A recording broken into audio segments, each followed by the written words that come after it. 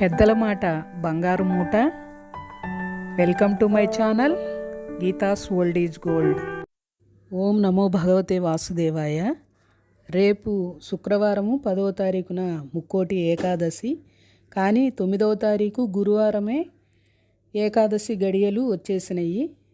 కానీ సూర్యోదయానికి ఏ తిథి ఉంటే ఆ తిథినే ఆ రోజంతా పాటించాలి. కాబట్టి రేపు 9 వరకు ఏకాదశి ఉన్నది. కాబట్టి సూర్యోదయానికి ఏ తిథి ఉంటే ఆ రోజు అదే తిథి. కాబట్టి 10వ తారీఖున ముక్కోటి ఏకాదశి. ఈ రోజున విష్ణుమూర్తి దేవాలయాలను ఎక్కడైనా సరే సందర్శించి స్వామివారికి విష్ణు సహస్రనామ పారాయణ లేదా భగవద్గీత పారాయణ చేసుకోవటం వలన ఆ విష్ణుమూర్తి అనుగ్రహం కలుగుతుంది. ఉత్తర ద్వార దర్శనంలో ప్రత్యేకత ఏమిటో ఈరోజు తెలుసుకుందాము. అసుర బాధలు భరించలేక దేవతలు బ్రహ్మతో సహా వైకుంఠం వెళతారు. అక్కడ ఉత్తర ద్వారము దాటి శ్రీమన్నారాయణుని దర్శించి తమ బాధలను విన్నవించుకుంటారు. దీంతో ఆ స్వామి అనుగ్రహించి రాక్షస పీడ వదిలిస్తాడు. ఉత్తర ద్వారం గుండా వెళ్ళి వైకుంఠ దర్శనం చేసుకోవటం వల్ల వైకుంఠ ఏకాదశిగాను దివి నుంచి భువికి దిగి వచ్చిన 3 కోట్ల దేవతలకు గరుడ వాహనారూఢుడైన శ్రీ మహావిష్ణువు దర్శనానుగ్రహం ప్రాప్తించడం వల్ల ముక్కోటి ఏకాదశిగాను ఈ పర్వదినము ప్రాముఖ్యాన్ని సంతరించుకుంది. ఈ ఒక్క ఏకాదశి 3 కోట్ల ఏకాదశులతో సమానము. ధనుర్మాసంలో వచ్చే ఈ ఏకాదశి సంవత్సరంలోని 24 ఏకాదశులలో శ్రీ మహావిష్ణువుకు అత్యంత ప్రీతికరమైనది. పర్వత సలహా మేరకు వైకానసుడనే రాజు ఈ వ్రతాన్ని ఆచరించి నరక బాధలు అనుభవిస్తున్న పితృదేవతలకు విముక్తి కలిగించాడని పురాణాలు చెబుతున్నాయి. అలాగే కృతయుగంలో ముర అనే రాక్షసుడు దేవతలను సాధువులను క్రూరంగా హింసించేవాడు. ఆ మురాసురుని బాధ నుండి తప్పించగలిగేవాడు ఆ శ్రీమన్నారాయణమూర్తి అని చెప్పి వైకుంఠానికి వెళ్ళి మునులు దేవతలు శ్రీహరిని ప్రార్థించగా విష్ణుమూర్తి ఆ మురాసురుని సంహరించడానికి ఒక గుహలోనికి వెళతాడు. ఆ గుహలో ఉన్న మురాసురుని సంహరించడానికి అప్పుడు ఆ గుహకున్న కొండరాయి రాపిడికి ఒక దివ్యాంగన దివ్యాస్త్రాలతో ఉద్భవించి ఆ మురాసురుని సంహరిస్తుంది. అప్పుడు విష్ణుమూర్తి నీకేం వరం కావాలో అని ఆ దివ్యాంగనను అడుగగా, నా పేరు మీదుగా ఈనాడు ఎవరైతే మీ అర్చన చేస్తారో అది మీకు ప్రియమైనదిగా ఉండేట్లుగా ఆశీర్వదించమని ఆ దివ్యాంగన కోరిందిట. అందుకే విష్ణుమూర్తికి ప్రీతికరమైన తిథి ఏకాదశి అని చెబుతారు.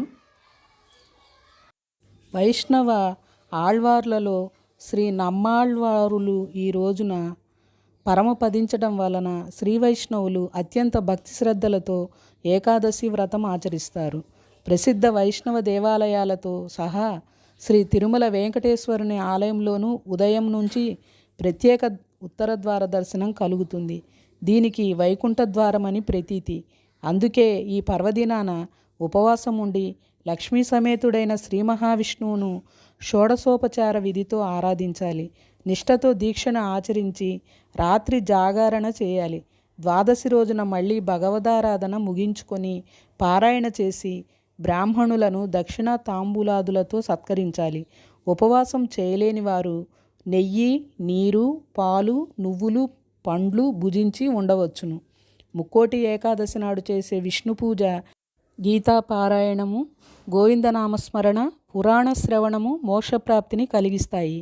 ఇంకా ఏకాదశి వ్రతముండే వారికి మరో జన్మంటూ ఉండదనని చెబుతారు. ఓం నమో నారాయణాయ. ఈ ముక్కోటి ఏకాదశి నాడు వైకుంఠమునందు ద్వారాలు తెరిచి ఉంటాయట.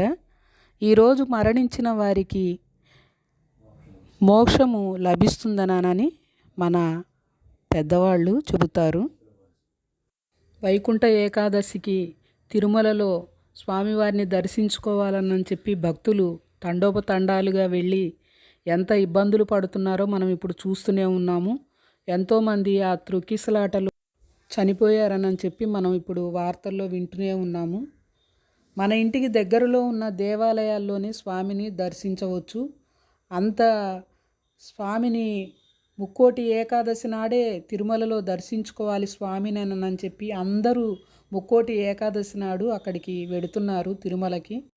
అంత రద్దీలో స్వామివారి దర్శనానికి వెళ్ళి ప్రాణాలు పోగొట్టుకొని మరలా ఆ స్వామివారి మీదనే నింద వేస్తున్నాము.